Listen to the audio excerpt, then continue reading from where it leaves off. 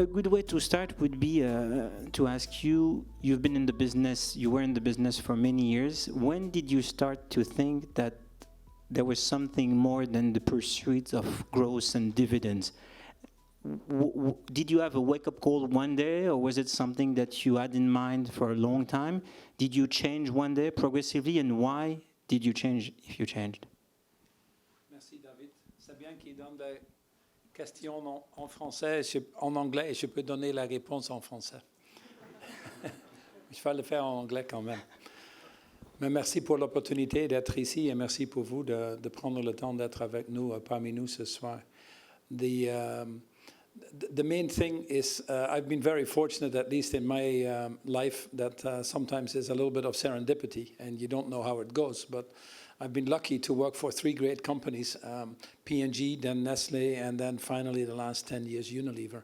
And interestingly, these companies all started in the mid-19th century. 1837, Henry Nestle, 1857, and around the same time, P&G and Unilever. And these companies are built to last, which is a very exceptional thing. Most companies are built to sell or built to disappear. The average length of a publicly traded company now has gone down to 17 years in today's world. And the reason that these companies are around, I believe, is that they already from their origins and usually founder-based have a multi-stakeholder long-term model. Then we had to deal with the 80s and 90s, and you got the Milton Friedman shareholder primacy that you're well familiar with. And frankly, we got a little bit sidetracked. And we didn't ask ourselves the questions because globalization happened, financial market expansion happened, and it was a perpetual party. And when things are going well, I don't think people are so critical.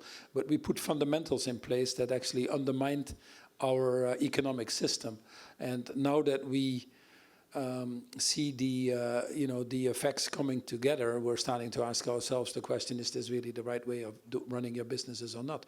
But these companies, the fact that they've been around a long time was actually multi-stakeholder. And I'm always happy that I went to Nestle, where you have the milk districts, where you have the developing markets, where they spend years and years cultivating communities in which they work. That helped tremendously in Unilever. When Lord Lever started his company, he started with he believed firmly in what he called shared prosperity. He never worked for the shareholder. He didn't create the company to become rich. He created the company to address an issue in society, and he built houses for the workers before the factories were there. So his concept of shared prosperity was very much at the origins, and I would argue the success of this company. So this, to me, has always been the right way of doing business, by simply asking the question is, why are we here?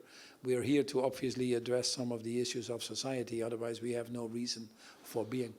When you arrived at Unilever, did you decide on purpose that it was good to have a long-term strategy? Was it possible to actually, was it a driver even for the company to change to add maybe one more priority? So without any doubt, in the 80s and the 90s, etc., shareholder primacy took over. That actually became worse when we had the financial crisis, because we simply put too much money in these global economies, and that money is starting to chase returns. We also have a higher level of uncertainty in today's world, so we discount too much future cash flows. And then the cost of money nowadays is zero, so you chase any return you can get. And that has put an enormous pressure on companies. Activist shareholders would be a good example of that. The financial market quickly willing to abandon you if they can find some return somewhere else. My first 25 years was very rare to see a share price move 1%. Now every day, if you don't move 3 or 5%, you feel nearly like you don't count type thing. So this pressure on the short term has gone up without any doubt. And when I inherited Unilever, there was an underperformance for a long period of time, as you had alluded to. And then, the company starts to chase these short-term targets and ends up making the wrong decisions. That is why you see this life of these companies becoming shorter and shorter. In fact, Unilever had shrunk from mid-50 billions to about 38 billion when I came, and had not launched new brands because that cost money, or had not invested in its factories, that cost money. The people training programs were underinvested because that cost money. So you can squeeze the lemon and run for 5 or 10 years if you're lucky on a profit-oriented strategy. But if you don't grow, it doesn't work. You cannot save your way to prosperity. So when I came, the first day I came, I abolished quarterly reporting and guidance because I felt we needed to get space to address these issues and to get the company to grow again. It was a difficult decision. The market didn't like it. The share price went down 8% because there was no credibility. I had just arrived. They thought, well, he's doing that like any CEO to set the base low and to come with some other announcements. So there was a level of uncertainty that got translated into the share price decline. But in the end, over the 10-year period, we had a 300% return, and I think many of the shareholders were happy. But it gave a symbol, more symbol, to our organization, to our people, that we were going to run this company for the long term. You said the difficulty is how to do it. People now share the vision, share the common goal, but what are the few maybe easy tricks? Is there an easy way or a few common tricks that every CEO should know? Is there a basic rule, the 101 guidebook to how to do it? Well, there are some things that every CEO can do and that we are trying to encourage the CEOs to do. For example, now in 70% of the countries in the world, natural energy, solar or wind, is cheaper than fossil, but you might not be fully aware of it. So internalizing your carbon exposure and your risks and trying to adjust your impact across your value chain is proving to be a very good thing. We have now data that would support that. Many CEOs are now understanding how important it is in a labor-short market to have a high engagement of employees. And the millennial generations, the generations that have come after that, they are certainly more purpose-driven, and they would like to work for companies that have a broader meaning than just making money. So they understand the importance of that. They hear their employees speak out or walk out. They see the people in the street making their voices clear.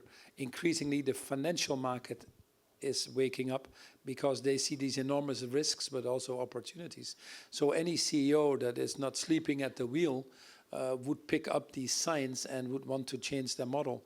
And the simple process to go through is educating yourself, getting a high level of awareness, setting some targets that are relevant for your business, and finding out how you measure these things and bring it into your organization or your value chain, building capabilities and enrolling others. It's a normal process, but and there's enough help out there that can do that. But if you do that, I think you will only address probably 20–30%, if you're lucky 40% of the real issue that you need to address. So the real power is actually in cooperation. And there are many initiatives that are now floating around, industry associations that work on things together that you can join. Coalitions of electric vehicles, renewable energy, decarbonizing, how to measure your carbon risks. And there's a lot of tools out there now and whole industries that have popped up that can help you with that.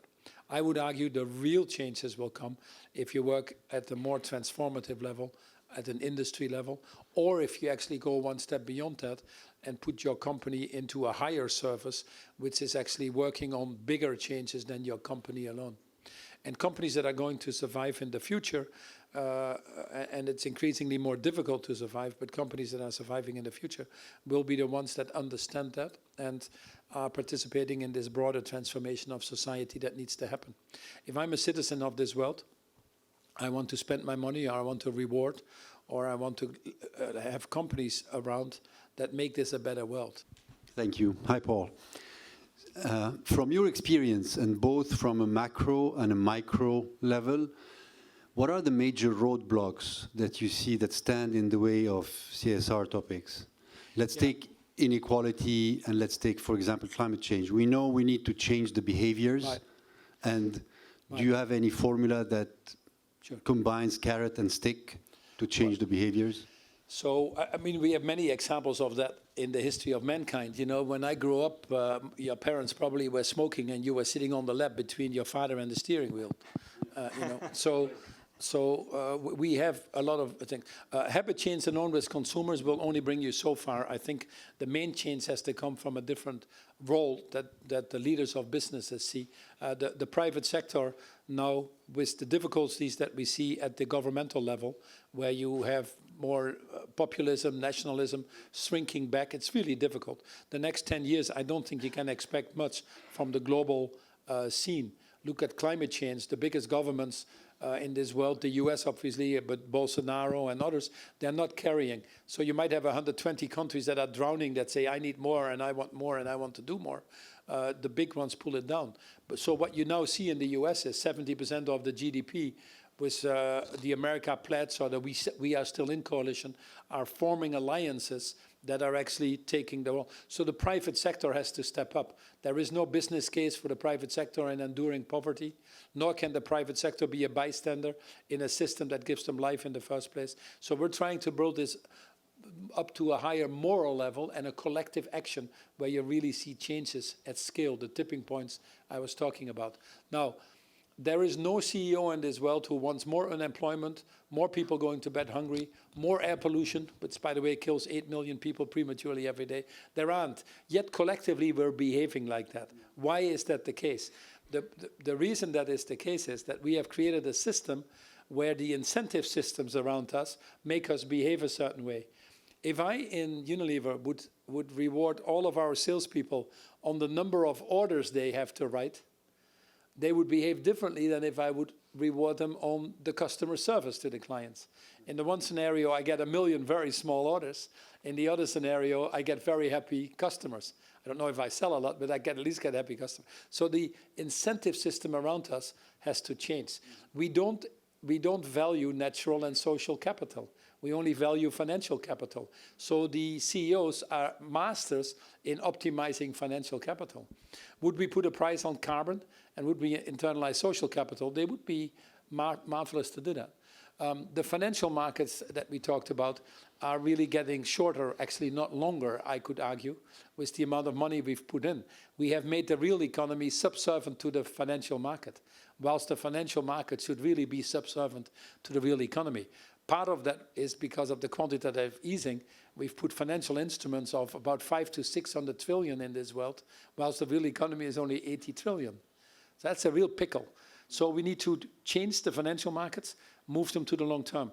We need to get into natural capital and social capital. And so these are systems changes that need to happen. We developed this economic system when we had to be careful with financial capital and material capital. Now we need to be careful with social and natural capital. So we need to look, for example, at our tax system. Andre and myself, we had a wonderful lunch discussion with the Hoffmann Institute and INSEAD in Davos last week about the drivers of inequality and how we should, and our tax systems drive inequality. Anybody like us who plays in the capital market doesn't pay any tax, basically, and anybody who works very hard for a company carries now your total tax burden. And so we have to change these things if we want to create these economies that work for everybody. So it's these systems changes that we need to focus on. So by preparing our exchange, I read an interview you gave to Harvard Business Review in January, and I allow myself to take a quote from this interview. And sorry if I do not take exactly your word. So you said we have to make products and services accessible to people who really need it and not only to people who can afford it. So I totally agree with this goal because with my company we have been trying to reach that goal for 10 years at my very simple level. And so what are the legal rules, what are the accounting rules, what are the economic rules we need to change to reach this goal and to fight inequality and poverty? So inequality is a deeper issue that can not only be solved by making more products accessible, but products play an important role. If I can make bar soaps available to the poorest of the poorest, then I can address a big issue of hygiene or sanitation. If I can make toilets available, I can address an issue of open defecation. So giving access to products is a very important part of improving lives. You have to start with the first question. This world cannot function long-term if we don't adhere to some values that are common. We tend to spend too much time on the differences that we have, which are actually minuscule. But the press, the television, some people have become masters in the television, not the press, television. No, but collectively, we tend to get more time and airtime behind that than in our commonalities. But this world will not function if we don't fight for dignity and respect for everybody, if we don't fight for equity for everybody, equal opportunities at least. That's why I'm really here. It's not that I'm more for climate change or LGBT or women. It all comes back to the same issue of dignity and respect and equity. And we need to operate with a certain level of compassion, being able to put ourselves in the shoes of others. We've been very fortunate, but we belong increasingly to a smaller part of the world population. So it won't function if we stay on our little islands of prosperity in this ocean of poverty. So the way that you can get to these other people that need to be served, and it is not serving them, it is working with, not for. It's a fundamental difference in attitude that we need to have, is to form different types of partnerships, which is actually goal number 17 that we tried to put in the Sustainable Development Goals, which I had the fortune to be part of developing at that time as a representative of the private sector.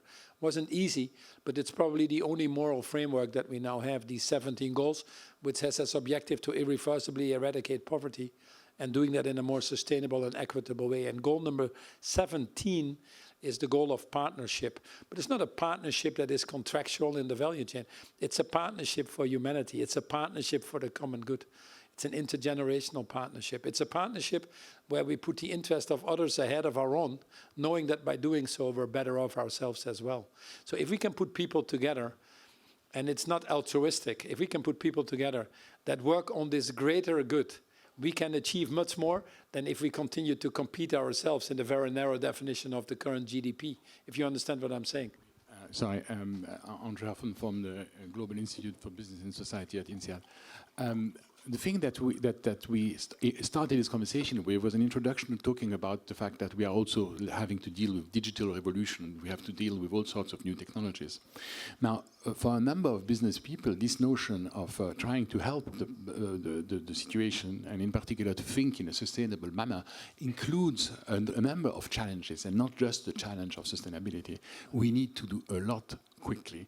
And I would love to hear you on this challenge of new technologies, and in particular of the disruption that this brings to the business model, which has to go in a positive way if we don't want to compound the problems we have at the moment. Yeah, absolutely. Absolutely. And again,